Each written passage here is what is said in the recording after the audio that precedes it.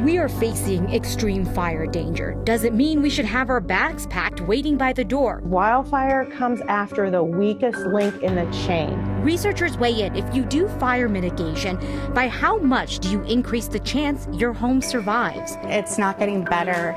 It's getting worse. Well, so many have seemingly moved on from COVID. One woman is still waiting to feel like herself again. Is this a good time to mention a distilled water shortage that some people need for medical reasons? And we have tried to raise parking lot rock awareness. Doesn't seem to be working. That's next. You know about severe thunderstorm warnings, the winter storm warnings. This is your warning that tomorrow is a day where the metro area is under an extreme critical fire risk. We are talking warm temperatures, high winds, low humidity. That forecast is going well beyond the foothills. Marshall Zollinger is looking at why suburban areas don't need to freak out, but really should be prepared for anything. In a previous Colorado, the sound of wind in a field would be peaceful.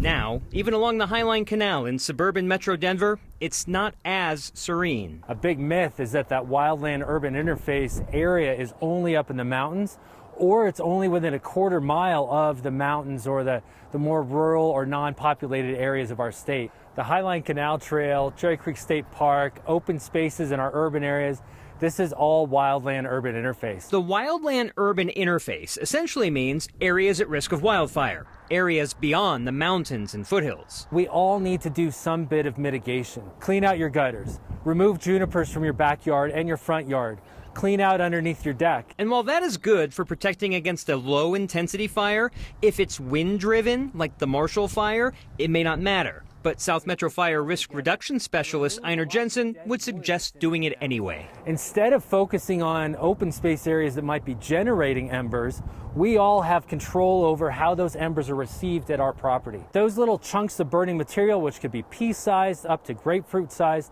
as they get lofted above a fire and then blown downwind of the fire, when they land, if they have enough heat in them to dry and vaporize the fuels that they land on, then you could have a spot fire. Simply having embers land isn't necessarily a bad thing, but if the embers are received by an easy fuel, like a bed of pine needles or a juniper or a pinyon pine, that could spell disaster. So on days like Friday, when the metro area is deemed an extreme critical risk of fire, Jensen suggests, 1, don't start a fire. 2, be prepared to leave. Don't wait for the red flag day, but always have a kit of important papers, backup medications, backup pair of glasses, backup equipment or supplies for your pets. So if you do need to leave at a moment's notice, you know how to get out quickly. That last bit of footage is from near Cherry Creek State Park off Parker Road in Temple, where a fire got right up to those homes in February 2021. I live in a suburban neighborhood. I shouldn't think a wildfire could burn down my home. But since the Marshall Fire, I've talked with my wife about what and where the important documents and meaningful keepsakes of our lives are to grab in case of an emergency.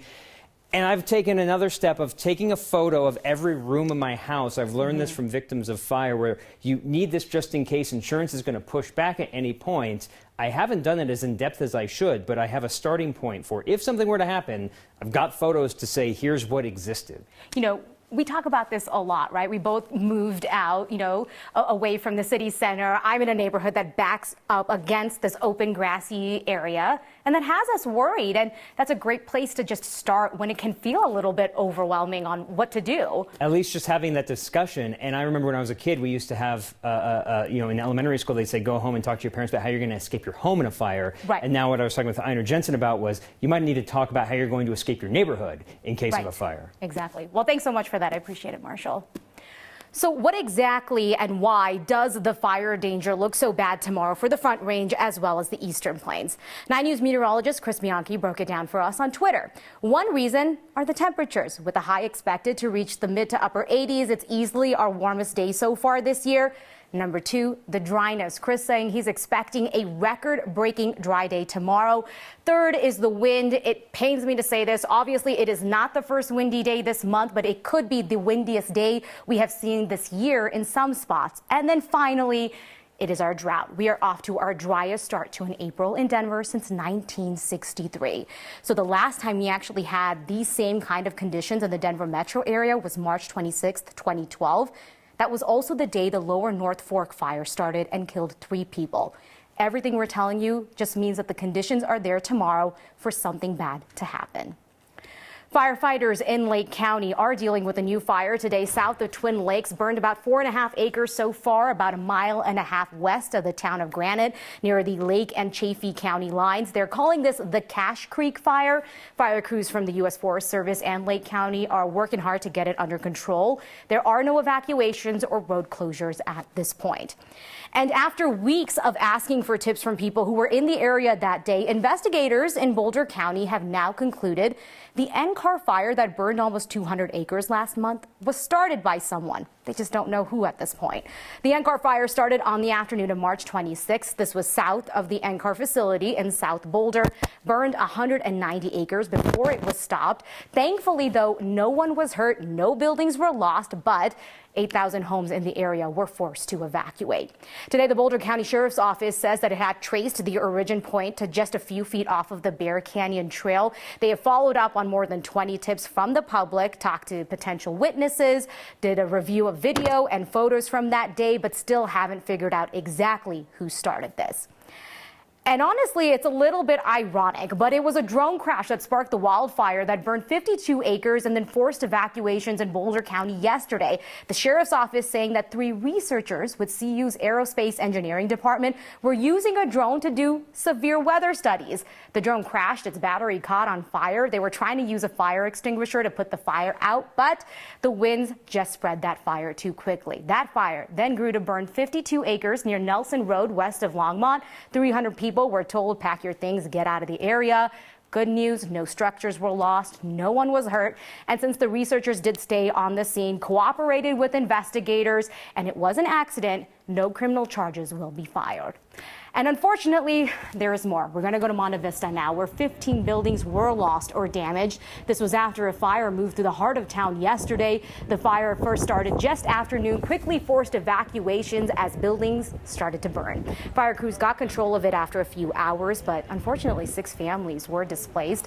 Police say while it is still really early in an investigation, they don't believe the fire was started intentionally. Honestly, we've started to lose count of how many times we've talked about, fire mitigation and have wondered if folks are actually listening to this. So today we asked the Insurance Institute for Business and Home Safety, when you do the kind of work they've asked you to do, by how much do you increase the chance that your home survives? Reduce your risk by half. Like I know it's amazing.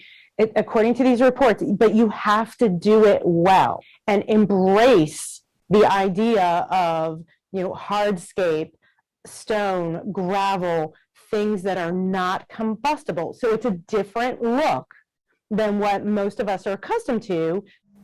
So these folks have a testing lab where they can build 2-story homes, study how fire embers behave. They were also pulling from other studies to talk about those stats and said the chances of a home standing are honestly best if the houses are spaced apart with 5 feet of defensible space in front of the house. But we've seen the neighborhoods that are being built here. That's not how a lot of them are being built. Conditions like wind, they honestly change the chances of your house standing. So it's very important to talk to your neighbors, right? The more people who do that fire mitigation work, you increase the chances of saving your home, or at the very least, slowing that fire down to give firefighters more time and a better chance to put it out. The first time we talked about 988 here on this show was back in 2019. It was setting up a line like 911, but specifically for those in the midst of a mental health crisis or looking for help. Now, more than 2 years later, we're getting closer to it going live this July. The line is going to be up and running, but mental health advocates do need a minute. They need to scale up. They need to recruit, because this idea was worked on before COVID and the staffing shortages that came with it. And then, of course, a new way of working. So Rocky Mountain Crisis Partners needs to get 170 people into the door by October. And in today's work environment, that means offering a chance to work from home. We have a process for being sure that those things are in place so that it is a stable work environment, a stable internet connection. So it's not like you're going to be calling during an emergency and hearing kids and dogs yelling and barking in the back. The person has to have an office with the door. It has to be set up in a way so that others cannot hear them, and making sure it's HIPAA compliant. With 988, their funding is a lot more stable, so it's going to help them recruit more easily across the entire state. All of this critical because in Colorado, they're expecting an additional 200,000 calls in the first year of the program.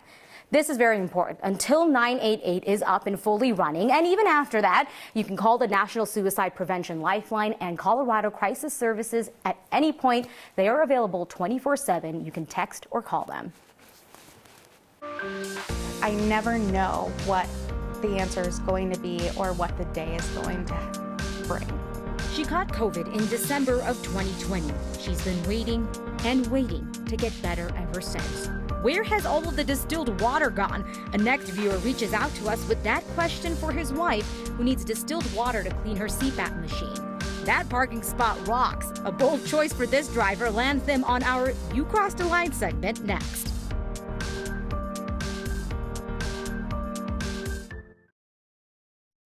The Coloradan tied to the We Build the Wall fundraiser investigation is now the last defendant standing in the case. The We Build a Wall campaign crowdfunded more than $25 million, promised to put that money towards a border wall between the U.S. and Mexico. But federal investigators accused organizers of fraud, saying they were siphoning off money from the fund.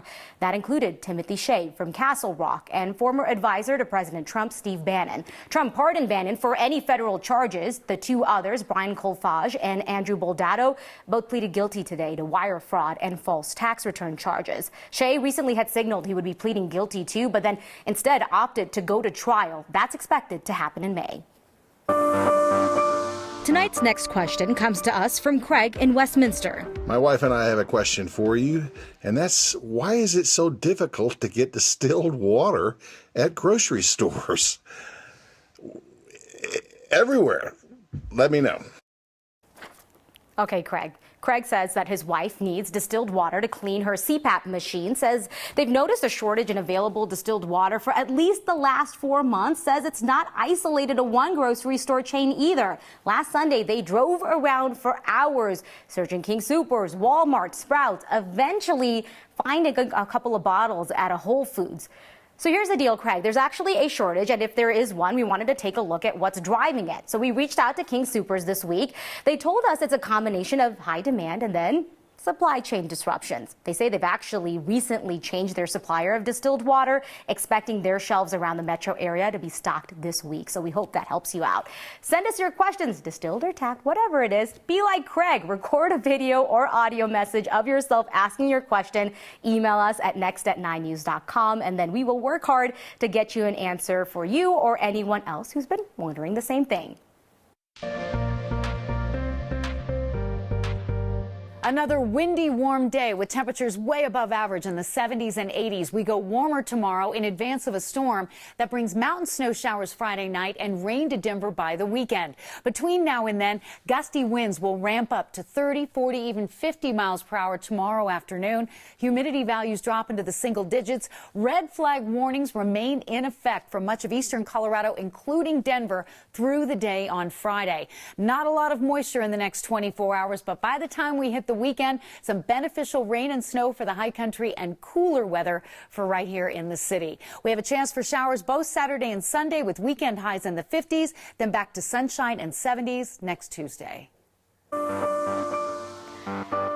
If your park job is resulting in you calling AAA, you've definitely crossed a line. We have tried to raise parking lot rock awareness on this show over and over again, but it just looks like some people are refusing to listen to us. Donna was at North Suburban Medical Center on Monday when she spotted this driver who had driven right into the rock bed and then high-pointed on a boulder. We have a really high bar for parking goofs. Congratulations, you met the criteria, which also means if you see another parking job like this, we also want to see it. Send it our way. Email next@9news.com, or of course you can get our attention on Twitter with the hashtag HeyNext. 17 months ago, she got COVID. She hasn't been the same since. No matter how many times I ask my doctors, when will I feel better? There's not any solid answers that they're able to give me. As Coloradans are moving on with their lives in the endemic stage of the COVID-19 outbreak, we hear from a woman who physically cannot move on next.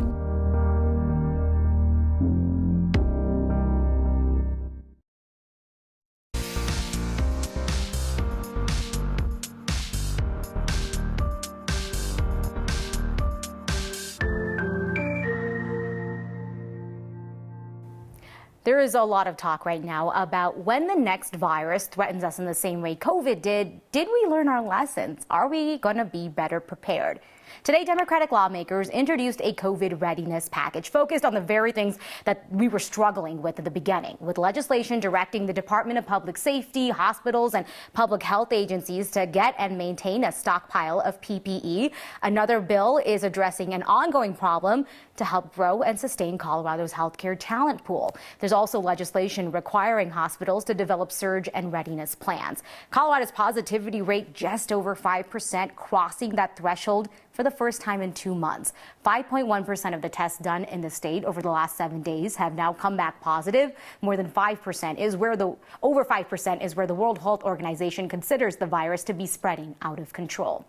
Most public health mandates are gone. It kind of feels like mask requirements evaporated overnight.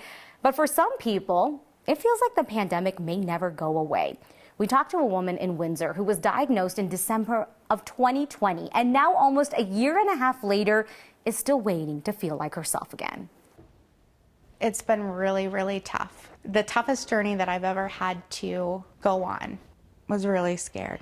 I was really scared. I'm Shalon Grassi, and I am a long COVID hauler. I actually tested positive for COVID on December 26, 2020. Got really sick and ended up being in the ICU. I was released on January 11th, and the hard part of this journey started there. So I have my oxygen machine that I use every night. I use it.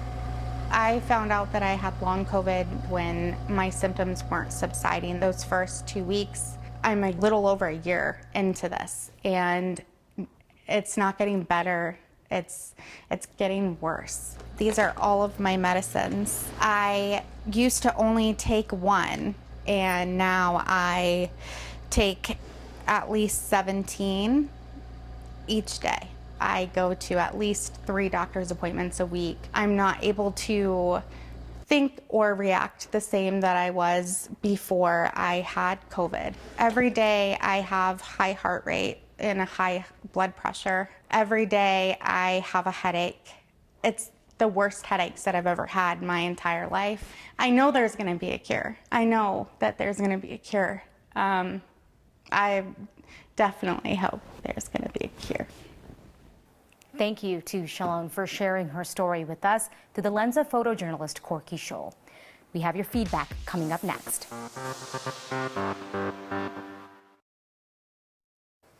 Dina wrote in saying, I still see people throwing cigarettes and ash out of their car windows. It is hard to believe and frankly frightening with our conditions. Consider this a plea. Be smart, be responsible, and please stay safe. We'll see you next time.